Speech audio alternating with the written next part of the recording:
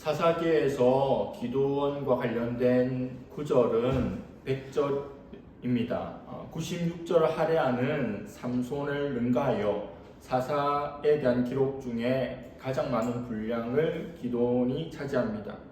사사 기도원이 등장하는 시대는 보통 사사의 등장의 경우와 같이 암울한 상황이긴 한데 고통이 훨씬 더 심해진 형편입니다. 오늘 1절부터 6절 말씀을 보면 이스라엘이 당하는 고통을 자세하게 설명하고 있는데 이전과는 확연히 다른 양상을 보입니다. 이스라엘은 미디안, 아말렉, 동방 사람들의 공격을 동시에 받습니다. 또한 그들은 평소에는 가만히 있다가 추수할 때가 되면 딱 맞춰서 침략을 합니다. 농작물, 가축을 약탈해 가서 아무것도 남지 않을 정도로 싹 쓸어가 버립니다. 심지어 여자와 아이들까지 잡아갔기에 사람들은 숨기고 먹을 양식을 감추기 위해서 산에 굴을 파고 생활하는 지경에 이르게 됩니다. 난세의 영웅이 난다는 말처럼 이런 시대를 해결할 존재가 필요한데 그게 바로 사사 기도원입니다. C.S. 루이스는 고난은 하나님의 확성기이다라는 말을 했습니다. 하나님께서 주시는 고난의 목적은 죄악을 버리고 하나님께로 돌이키도록 하기 위함입니다. 가출한 자녀의 다리를 부러뜨리고 머리카락을 잘라서라도 집으로 데려오려는 부모의 마음입니다. 하나님도 하나님을 떠나 죄악을 행하고 또 하나님의 법을 벗어나 있는 자녀들에게 벌을 내리셔서 그들이 하나님께로 돌이키기를 원하십니다. 그래서 성경을 읽을 때 하나님께서 벌 주시고 심판하시는 장면들을 볼 때 하나님 너무하다, 하나님 잔인하다 여길 것이 아니라 그 하나님 아버지의 마음을 헤아리며 성경을 보아야 합니다. 이제 고통 가운데 있는 이스라엘이 수순에 따라서 하나님께 부르짖죠. 하나님의 구원을 요청하면 하나님께서 예비한 사사를 그들에게 보내주실 일이 예상됩니다. 그런데 시작도 그 이유도 평소와 다릅니다. 하나님께서 그들의 부르짖음에 사사를 보내주기 전에 먼저 선지자를 보내주셔서 메시지를 전하게 하십니다. 이러한 고통의 이유를 하나님께서 말씀합니다. 하나님을 두려워해야 하는데, 하나님을 경외해야 하는데 그 이방의 신들을 두려워함으로 말미암아 그들을 숭배하였음을 지적합니다. 너희들이 지금 당하고 있는 고통, 고난의 원인이 거기에 있다는 것을 먼저 밝힙니다. 하나님께서 이스라엘에게 그동안 어떻게 신실하게 은혜를 베푸시며 인도하셨는지 하나님이 행하신 일, 그런 하나님의 은혜를 입었던 이스라엘이 하나님의 뜻을 벗어나 자기 마음대로 죄를 짓고 이방 민족과 섞여 살았던 그 일을 대비합니다. 하나님께서 이러한 일들을 언급하신 이유는 그들이 고통당하는 것을 생각하며 땅을 치고 후회하는 것이 아니라 회개하기를 원합니다. 지금 결과에 대해서 단지 반응하는 정도가 아니라 완전히 돌아서기를 원하신다는 뜻으로 선지자를 보내고 메시지를 주십니다. 그러면 그들이 회개하고 돌이켜야 하는데 그 말씀들을 보면 회개의 내용들은 나오지 않습니다. 하나님 앞에 습관적으로 고난을 당할 때마다 부르짖고 그럴 때마다 하나님께서 사사를 통해서 구원해 주신 역사가 일어날 것을 그 반복을 알고 있기에 그들은 회개하지 않는 것 같습니다. 그들이 회개를 촉구하신 하나님이지만 그들이 회개가 없음에도 불구하고 하나님은 신실하게 은혜롭게 사사를 통해 하나님의 백성들을 구원하신 일들을 위의 말씀들을 보면 이루어감을 보게 됩니다.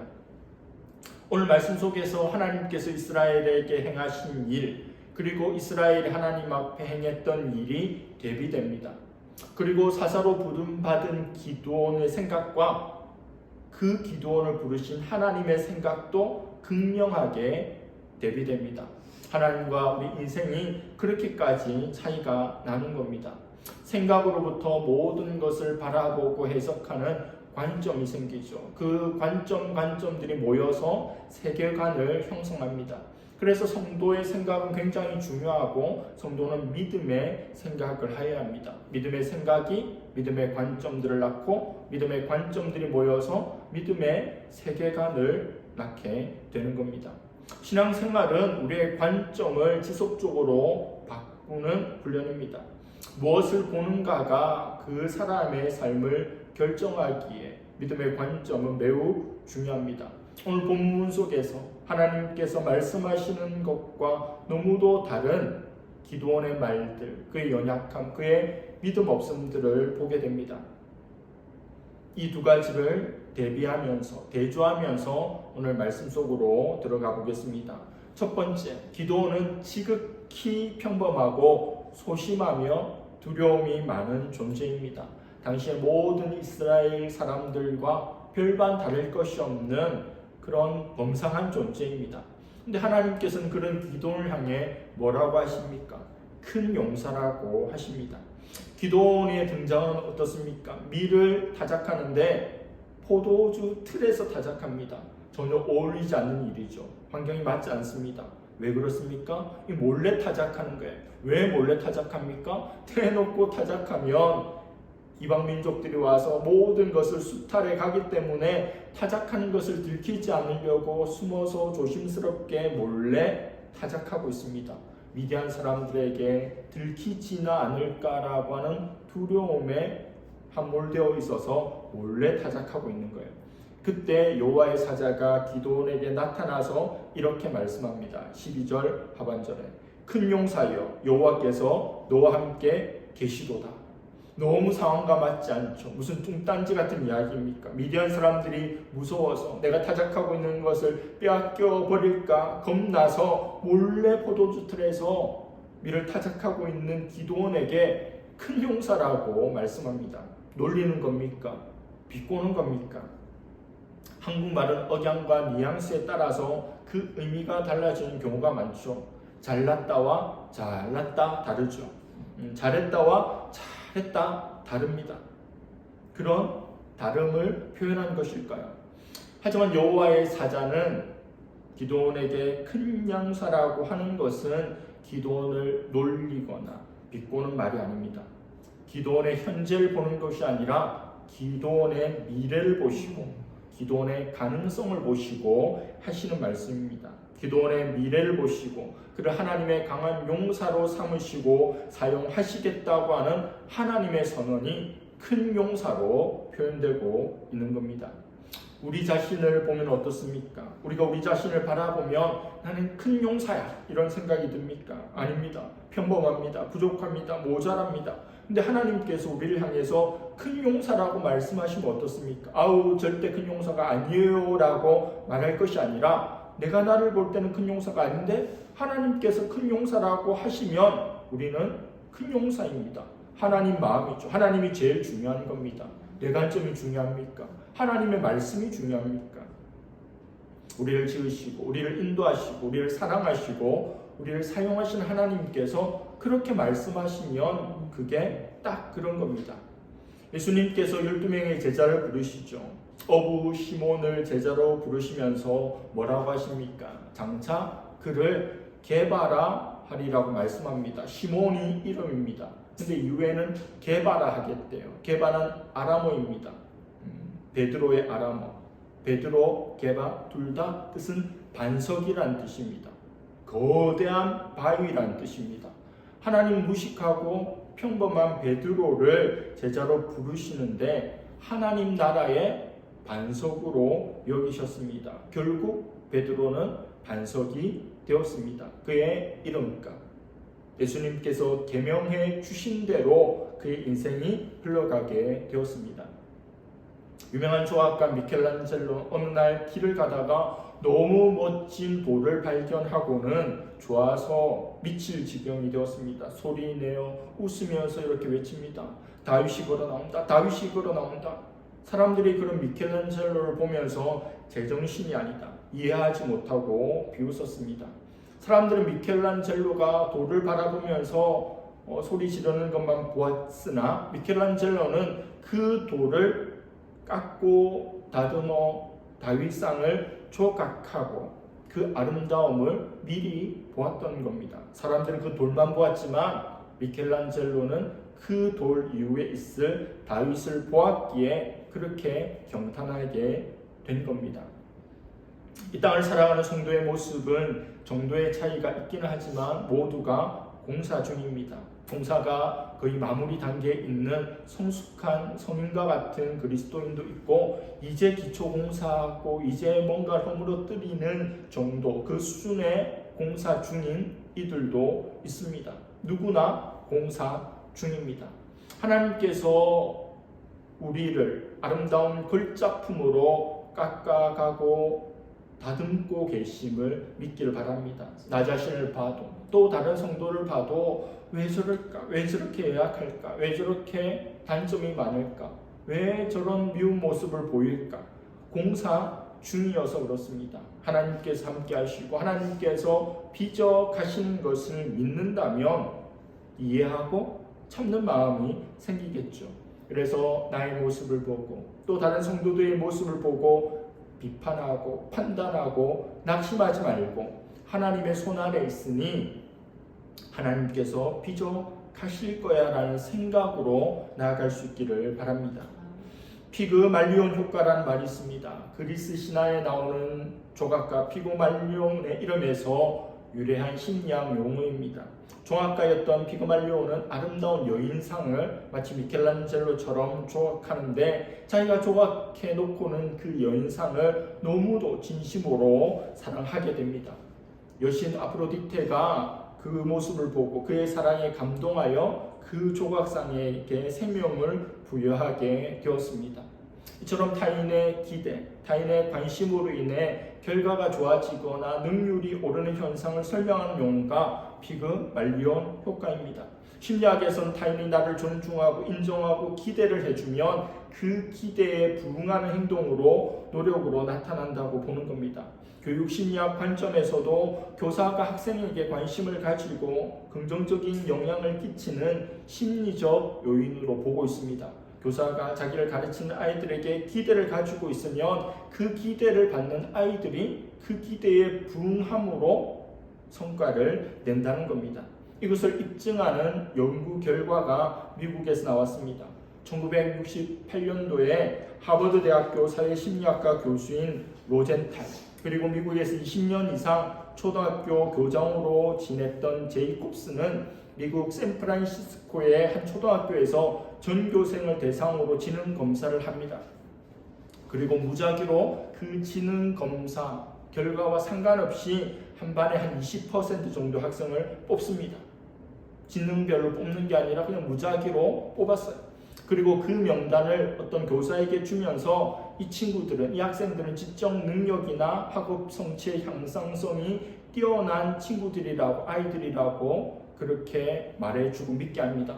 실제로는 그냥 똑같은데 이 아이들은 좀 남다르고 성장 가능성이 있는 아이들만 모았다는 말을 준 거죠.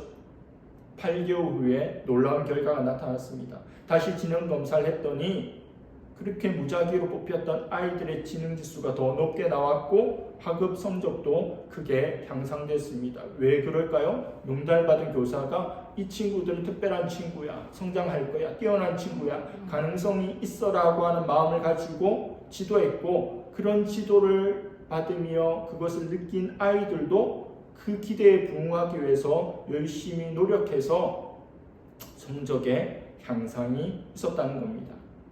우리가 우리를 볼 때, 우리 자녀들을 볼 때, 또 내게 맡겨진 그 학생들을 볼 때 기대하는 것, 그리고 그들을 격려하는 것이 얼마나 중요한지 알게 됩니다. 이 연구가 교사가 학생에게 거는 기대가 실제로 나타났다는 점은 우리에게 맡겨진 우리 자녀들, 우리 학생들을 우리가 어떻게 바라보아야 하는지, 어떻게 하나님의 관점으로 바라보고 지도하고 그들을 가르쳐야 하는지 생각하는 지점이 있습니다. 막연한 낙관주의, 그리고 무조건 잘 될 거야 하는 맹신이 아니라 근거 있는 믿음, 하나님께서 그들과 함께 하심으로 하나님께서 그들 가운데 은혜를 베푸시고 그들 가운데 놀라운 일을 행하게 하실 것이라고 하는 기대를 가지고 대하고 가르치고 중보해야 된다는 겁니다. 밀을 포도주 틀에서 두려움에 벌벌 떨면서 타작하고 있던 기드온이 여호와의 사자로부터 큰 용사라고 부름받게 된 근거가 무엇일까요? 그냥 아홉만이라 한 겁니까? 아니에요. 왜 큰 용사입니까? 여호와께서 함께 하시기 때문입니다. 우리는 왜 큰 용사입니까? 왜 여호와의 군사들입니까? 하나님께서 함께 하시기 때문입니다. 우리의 약함을 하나님께서 다 알고 계신데 하나님께서 함께 하시면 그 모든 것을 덮어버리는 주의 강한 용사, 주의 큰 용사가 될 수 있는 것입니다. 구약 성경에 하나님께서 내가 너희와 함께 하겠다는 말씀이 무려 114번이나 나옵니다. 하나님께서 함께 하겠다. 하나님께서 함께 하겠다. 세상 끝날까지 어디에서든 어떤 상황 속에서도 하나님께서 함께 하겠다고 약속하십니다. 하나님께서 함께 하시는 임마누엘을 누리는 우리가 될 수 있기를 바랍니다. 두 번째 생각의 차이. 하나님께서 선지자를 통해서 말씀하신 내용은 뭡니까? 애굽의 종살이에서 내가 너희를 구원해냈다. 그리고 약속의 땅을 주었다. 그 신들을 두려워하지 말고 오직 여호와만 섬기고 하나님 말씀대로 나아가면 하나님께서 구원해 주시고 복 주시고 인도해 주실 거라고 말씀하셨는데 너희들이 순종하지 않았기에 오늘 이 고통을 당한다고 말씀합니다. 애굽의 종살이에서 구원하였고 땅이 한 평도 없는 그들의 약속의 땅을 주셨던 구원의 하나님을 말씀하는데 기드온은 하나님의 말씀, 우리를 구원하셨다는 하나님의 그 말씀에 불만이 있습니다. 저항합니다. 강력하게 저항합니다. 여호와의 사자에게 따지듯이 대꾸합니다. 아니 하나님께서 우리와 함께 하시면 우리가 왜 이 지경이 됐습니까? 왜 이 모양 이 꼴입니까? 우리를 애굽에서 이끌어내셨어요. 그런데 우리를 이제 버리신 것이 아닙니까? 미디안의 손에 붙이신 것이 아닙니까? 하나님은 과거에 구원하셨고 그리고 지금도 구원의 하나님이신데 기드온 하나님께서 우리와 함께 하셨으면 이게 구원입니까? 우리를 버리셨기에 우리는 버림받은 존재가 아닙니까? 이렇게 여호와의 사자에게 대꾸하고 있습니다. 오늘날 성도들도 종종 이런 모습 보이죠.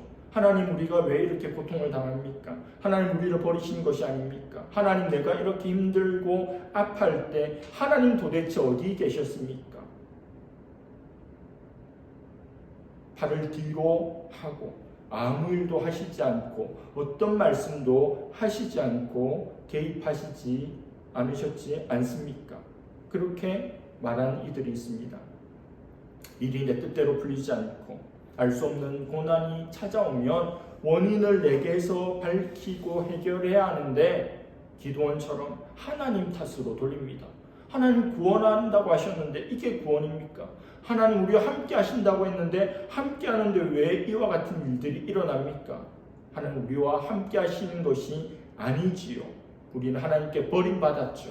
이런 영적 패배주의에 쩔어 있다는 겁니다. 기도하는 이스라엘이 하나님 말씀에 불순종하고 하나님을 떠나고 우상 숭배하고 그들의 신들을 섬긴 것은 그 불순종은 쏙 빼버리고 결과만 이야기합니다. 자기들이 한 일이 있는데 그 일로 인해서 결과가 발생했는데 지금 고통당하고 압제당하는 그 결과만 가지고 하나님 앞에 뻗대고 있는 겁니다. 지금이라도 그 잘못을 깨닫게 해주는 그 메신저 앞에 우리가 잘못했네요. 제가 잘못했네요. 회개하고 돌이키면 얼마나 좋겠습니까? 그러나 기드온은 하나님을 원망합니다. 이스라엘을 대표하여 하나님께 불평불만합니다. 하나님께서 우리와 함께 하지 않았고 우리는 버림받았습니다. 이 모양 이 꼴이 됐습니다. 하소연합니다. 그런 기도를 향해서 우리 하나님께서 아무런 대꾸하지 않습니다. 그리고 그를 돌아보아 그를 통해 미디안의 손에서 구원하시겠다는 뜻을 밝히십니다. 14절 하반절에 너는 가서 이 너의 힘으로 이스라엘을 미디안의 손에서 구원하라. 내가 너를 보낸 것이 아니냐. 기드온이 구차하게 여러 가지 말들로 우리는 버림받았고 하나님 우리와 함께 하지 않았다고 말하지만 일일이 대꾸하지 않고 미래를 바라보십니다. 너를 통해 미디안의 손에서 내가 구원할 것이다. 이렇게 말씀합니다. 하나님께서 계획하시고 하나님께서 행하시면 그 사람이 어떠함이 중요한 것이 아닙니다. 모든 것들을 일일이 다 설명할 필요가 없죠. 하나님의 이름, 하나님 영광을 위해서 하나님께서 하나님의 방법대로 하나님의 구원 역사를 이루어감을 알아야 합니다.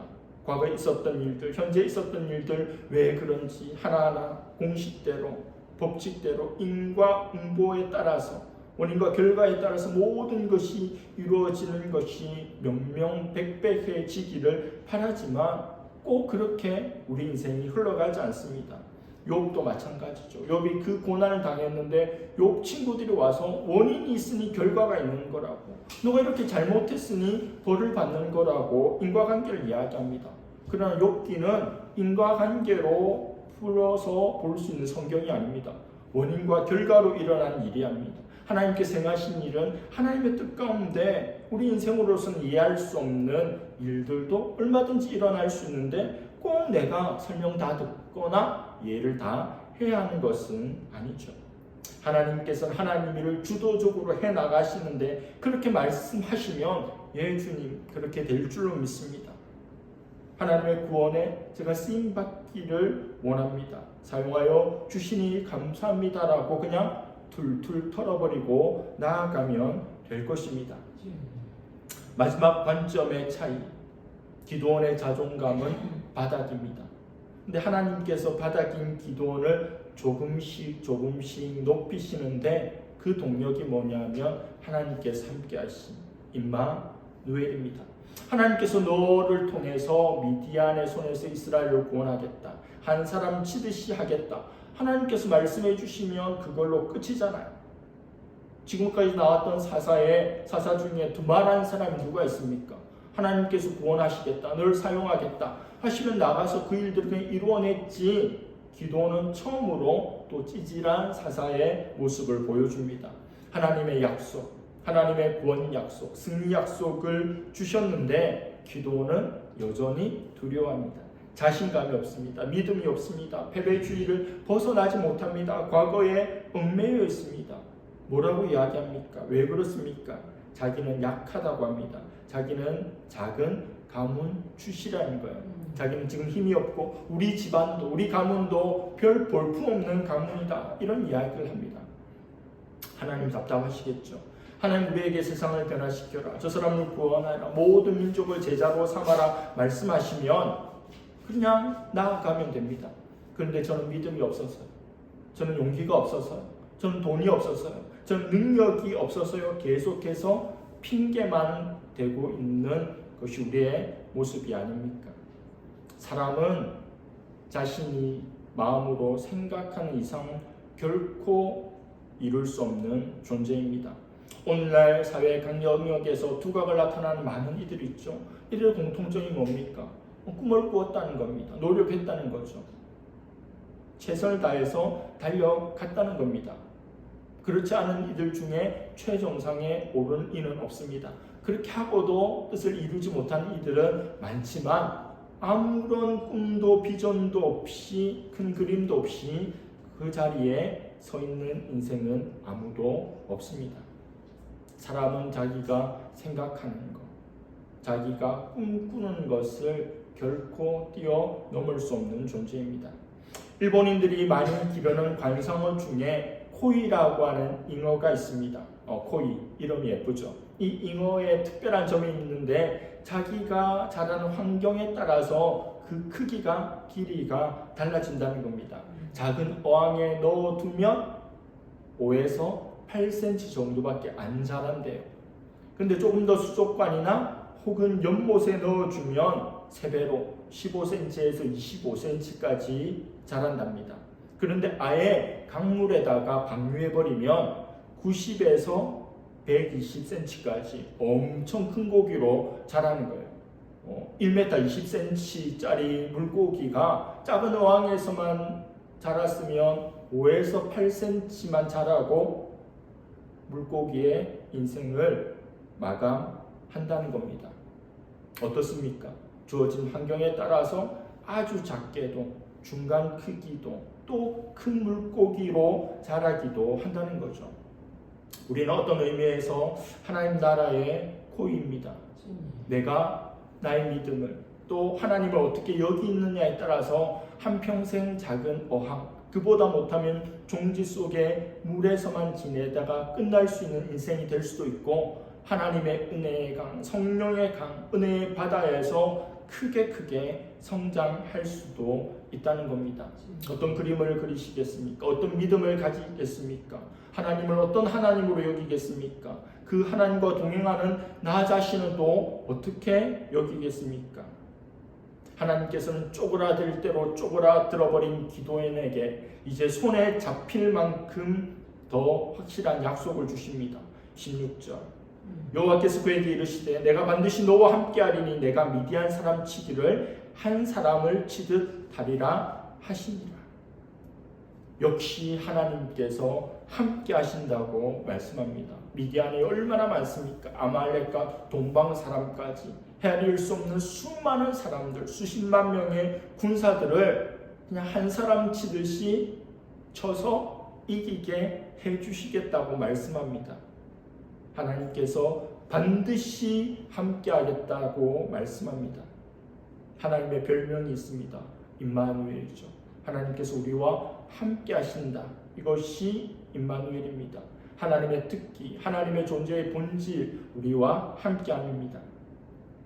마태복음 1장 23절 보라 처녀가 잉태하여 아들을 낳을 것이요 그 이름을 임마누엘이라 하리라 하셨으니 이를 번역한즉 하나님이 우리와 함께 계시다 함이라. 하나님께서 우리와 함께 계십니다. 하나님께서 우리와 함께 하시기 위해 이 땅에 오셨습니다. 예수님께서 승천하시고 나서 우리와 함께 하시기 위해서 또 다른 보혜사 성령님을 우리에게 보내주셨습니다. 내 속에서 함께 하시고 우리 모일 때 함께 하시고 이 예배 가운데 함께 하십니다.